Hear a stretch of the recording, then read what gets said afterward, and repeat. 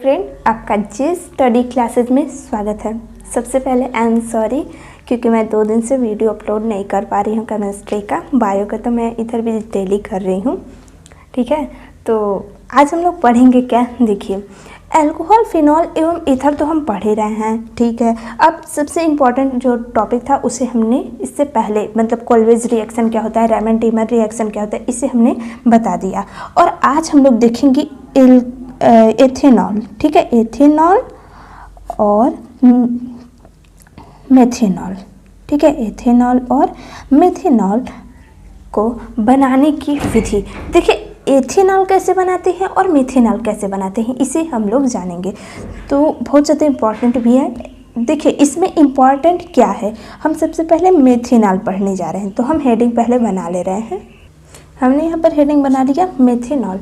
देखिए मेथेनॉल को हम कैसे बनाते हैं, सबसे पहले हम क्या लेते हैं, CO। CO क्या होता है, इसे हम बोलते हैं वाटर गैस, ठीक है। इसका रिएक्शन हम कराते हैं H2 के साथ।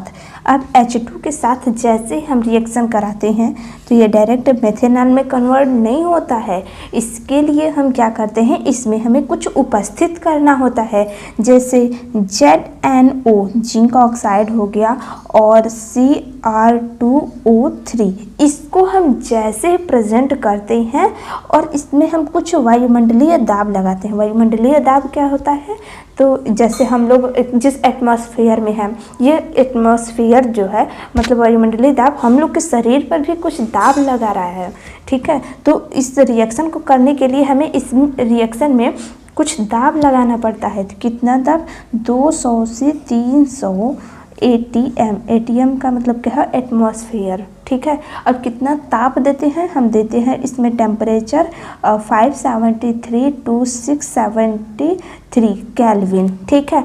जैसे ये कंडीशन हम करते हैं तुरंत ये क्या होता है कि जो वाटर गैस है यह H2 के साथ रिएक्शन करके बना लेता है क्या, CH3OH। ये देखिए बहुत ज़्यादा इम्पॉर्टेंट है। इस मेथेनॉल को हम क्या कहते हैं, हम लोग इसे कास्ट स्प्रिट भी कहते हैं, ठीक है। इसे हम लोग क्या कहते हैं, कास्ट स्प्रिट, ठीक है। ये हम क्यों बार बार बता रहे हैं, क्योंकि ये 1 नंबर में क्वेश्चन पूछा जाता है आपके एग्जाम में। बोर्ड में क्या होता है, इसमें हम इनसे क्वेश्चन कैसे पूछता है, देखिए जैसे हमने यहाँ पर एक क्वेश्चन लिखा है। क्वेश्चन क्या लिखे हैं, देखिए जल गैस में मेथिल अल्कोहल के निर्माण में जल गैस से मेथिल अल्कोहल के निर्माण में प्रयुक्त होने वाला उत्प्रेरक है। अब कई सारा उत्प्रेरक दे देगा। उत्प्रेरक क्या होता है, जो इस रिएक्शन में यहाँ पर प्रेजेंट करते हैं, ठीक है। तो हमने यहाँ पर क्वेश्चन क्या दिया है कि जल गैस से,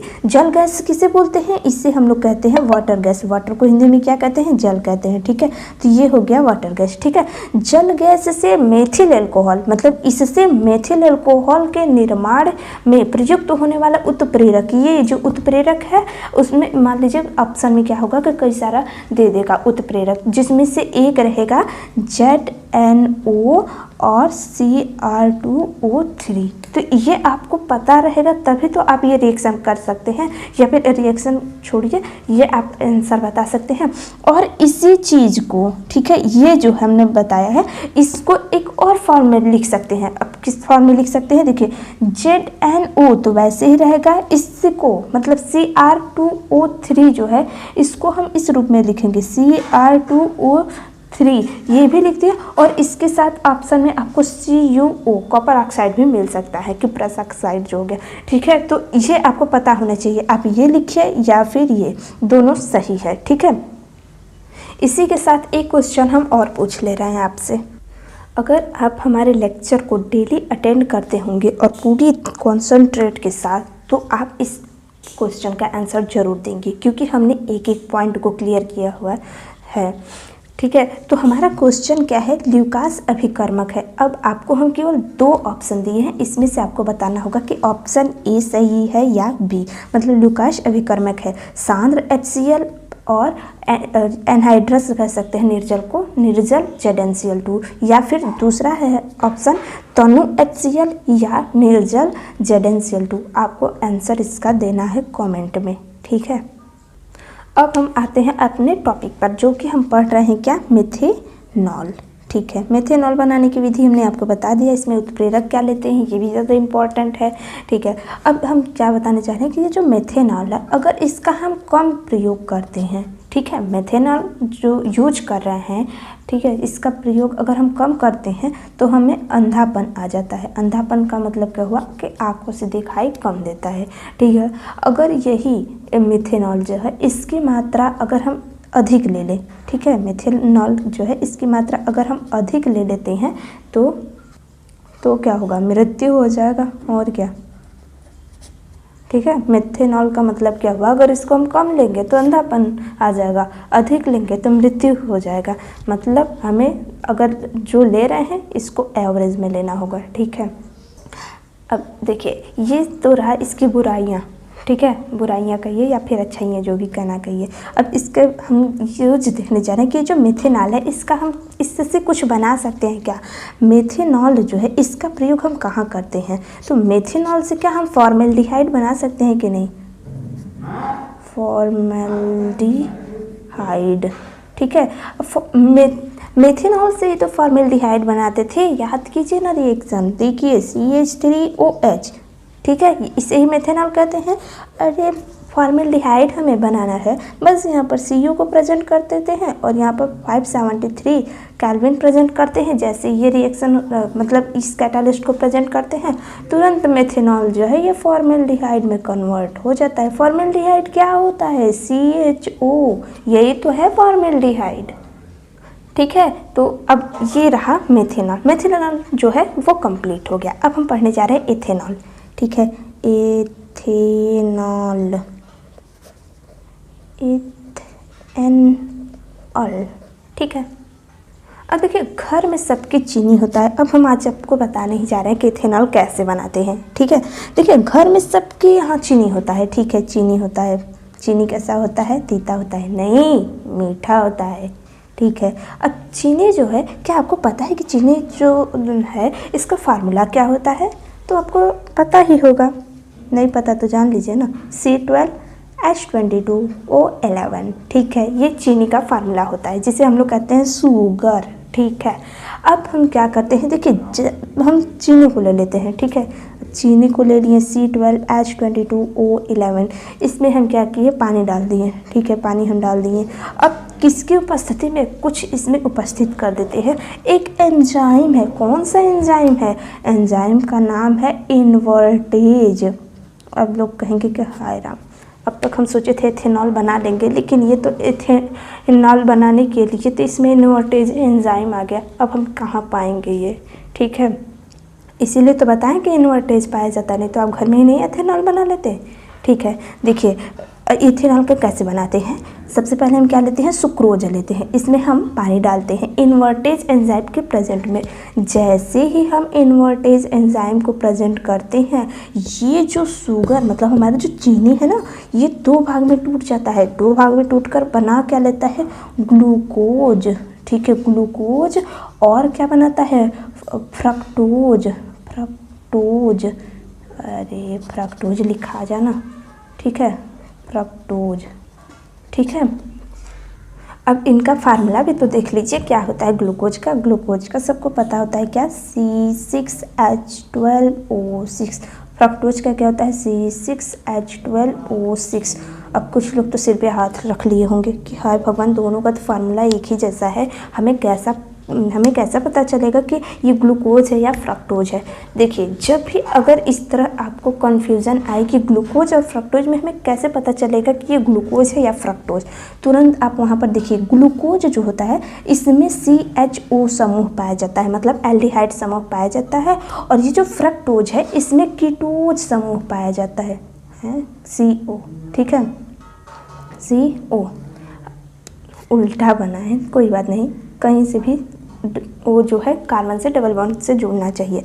अब देखिए इसके बारे में हम जो बताने जा रहे हैं, इथेनॉल जो है इस के बारे में, या ये जो चीनी से हमने बनाया है क्या, ग्लूकोज फ्रक्टोज, इन सब के बारे में हम लोग जय वर्डों में एकदम धुआंधार पढ़ेंगे। ठीक है, तो इसमें उतना डिटेल में नहीं जाने की ज़रूरत है, लेकिन है कुछ है तो कुछ हम बता दे रहे हैं। ठीक है, तो देखिए इतना चीज़ आपको पता चलेगा कि ग्लूकोज कैसे पता करेंगे, तो इसमें देखेंगे कि इस संरचना में CHO समूह उपस्थित होना चाहिए। फ्रक्टोज में क्या होता है, कीटोज समूह उपस्थित होना चाहिए। ठीक है, अब पता चल गया होगा। अब हम क्या करेंगे, देखिए हम क्या करते हैं, बाज़ार से अंगूर लाते हैं। ठीक है, अंगूर लाएं, अंगूर को हम क्या करते हैं, किसी मूसल की सहायता से इसे कूच दिए। ठीक है, कूच कर हम क्या किए, किसी ऐसे टैंक में रख दिए जहाँ पर, जैसे मान लीजिए ये हमारा अंगूर हमने कूच कर रख दिया। ठीक है, कूच कर रखने पर क्या किया, इस पर हमने एक किसी आवरण से हमने इसे ढक दिया। ढकने पर क्या होगा कि इसमें हमने कुछ एंजाइम मिला दिया। अब क्या होगा कि जैसे ग्लूकोज है हमने उसे एकदम कूच दिया, थूर दिया जिसे कहेंगे। ठीक है, अब क्या होगा कि ये जो अंगूर था इसका अंदर वाला पार्ट और एंजाइम दोनों एक दूसरे के संपर्क में आ जाएंगे। जैसे संपर्क में आएंगे अब क्या होगा समझिए, जब हम ये इस कुचले हुए अंगूर को इसमें रखते हैं और एंजाइम जब दोनों आपस में मतलब एक दूसरे के पास आते हैं तो वह क्या होता है, वह किण्वन कर जाते हैं। किण्वन होने का मतलब क्या हुआ, अरे 1-2 दिन तक रख देंगे, इसमें क्या होता है कि कुछ महक जैसा उत्पन्न होने लगेगा और दोनों आपस में रिएक्शन करने लगते हैं।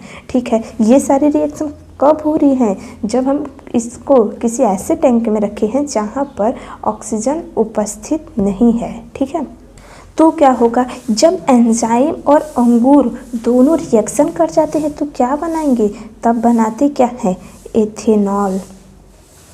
ठीक है, इससे जो एथेनॉल बना, ठीक है, एथेनॉल कहिए या अल्कोहल कहिए, इससे जो अल्कोहल बना वो जानते हैं कितना, यह चंद्र बिंदु नहीं रहेगा। ठीक है, अल्कोहल कितना % बनेगा, ओनली फॉर 40% ही अल्कोहल प्राप्त होगा। ठीक है, अभी तक हम इतनी बार बोल चुके कि इसमें अंगूर हमने लिया कूचा और इसमें हमने एक एंजाइम डाला। किसी के भी दिमाग में क्या एक क्वेश्चन उठा कि हमने कौन सा एंजाइम लिया हुआ था, इसलिए हम बार बार एंजाइम ही कह रहे थे कि ताकि देखें तो हमारे कितने होनहार स्टूडेंट हमसे पढ़ रहे हैं, उनको क्या उनके दिमाग में ये क्वेश्चन उठा कि आखिर में यहाँ पर हमने कौन सा एंजाइम लिया है। नहीं उठा, गलत बात है, क्वेश्चन उठना चाहिए। आप हमसे पढ़ रहे हैं तो आपके दिमाग में ऑब्वियसली क्वेश्चन एकदम उठना ही चाहिए। अब देखिए हम क्या करते हैं, इसमें से हम क्या लेते हैं, ग्लूकोज लेते हैं। ठीक है, ग्लूकोज, अब हम ऊपर वाले रिएक्शन को बताएंगे तभी हम बताएंगे कि इसमें हम कौन सा एंजाइम लिए, अभी नहीं बताएंगे। ठीक है, देखिए हम चीनी लिया, वाटर के साथ रिएक्शन कराएं इन्वर्टेज एंजाइम के प्रेजेंट में तो ग्लूकोज और फ्रक्टोज बना। और इस ग्लूकोज को हम लेते हैं C6H12O6। ठीक है, इसका रिएक्शन हम कराते हैं एक एंजाइम की उपस्थिति में। ठीक है, जाइमेज एंजाइम की उपस्थिति में जब हम रिएक्शन कराते हैं तो ये जो ग्लूकोज है वह इथेनॉल में कन्वर्ट हो जाता है, C2H5OH प्लस CO2। ये देखिए बहुत बार क्वेश्चन पूछा हुआ है। ठीक है, ये नीट में भी क्वेश्चन पूछा हुआ है और ऐसे तो बहुत से एग्ज़ाम में पूछा हुआ ही है। ठीक है, और आपके एग्ज़ाम में तो पूछिए मत कितनी बार ये क्वेश्चन पूछा हुआ, वो भी ऑब्जेक्टिव में। हम अभी आपको दिखा दे रहे हैं कि किस साल पूछा हुआ है। ये देखिए वो रहा क्वेश्चन, ग्लूकोज को एथिल अल्कोहल में परिवर्तित करने के लिए एंजाइम है कौन सा। देखिए यहाँ पर दिया हुआ है इन्वर्टेज। अब ये नहीं कि खुशी के मारे कि दीदी ने तो इन्वर्टेज बताया था, हो सकता है वही हो। अरे हमने इन्वर्टेज से ग्लूकोज और फ्रक्टोज को बनाया था। अब यहाँ पर जाइमेज है, यहाँ पर किससे बनाना है, ग्लूकोज से एथिल अल्कोहल बनवाना है। इन्वर्टेज से हम क्या करते हैं, इससे हम सुक्रोज से ग्लूकोज बनाते हैं, तो इसका आंसर तो ये होगा नहीं। ठीक है, अब यहाँ पर आइए जाइमेज। जाइमेज का क्या कार्य है, ये ग्लूकोज से एथिल अल्कोहल में कन्वर्ट करने का कार्य करता है। अब यहाँ पर आया है डाइस्टेज। डाइस्टेज यहाँ पर आपको नहीं पढ़ना है। वैसे अब शायद ही आपसे ये क्वेश्चन पूछे 12th में, क्योंकि एंजाइम वाला चैप्टर ही आपसे हट गया है। ठीक है, तो देखिए हम क्या पढ़ रहे हैं, फिर भी आपको याद होना चाहिए क्योंकि 12th के बाद आपको कोई भी एग्ज़ाम देना ही है। जैसे अगर आप CUET का एग्ज़ाम देंगे तो उसमें इस तरह क्वेश्चन पूछे जा रहे हैं।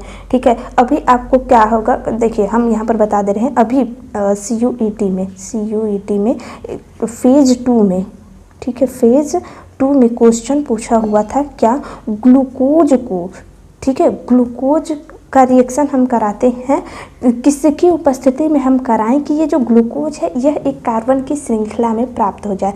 तो हम लोग क्या करते हैं। देखिए C6H12O6, ठीक है, किसकी उपस्थिति में हम रिएक्शन कराते हैं तो क्या होता है कि ये जो ग्लूकोज है 6 कार्बन का CH3 CH2 CH2 CH2 CH2 2 2 4 5 1 6, ठीक है, 2 2 4 तो 6 हो गया ना। किसकी उपस्थिति में ग्लूकोज जो है ग्लूकोज से एन हेक्सेन में कन्वर्ट हो जाता है। ये हम आपको बताएंगे जैव अणु में, लेकिन अब हम इतना बता दिए तो यहाँ पर बता ही देते हैं आंसर भी। तो ये हम कराते हैं HI की उपस्थिति में। समझ रहे हैं, COET इतना आसान एग्जाम नहीं है। बताइए अगर यहाँ पर ये जिसने नहीं ध्यान दिया तो उसका तो गया नंबर, ठीक है।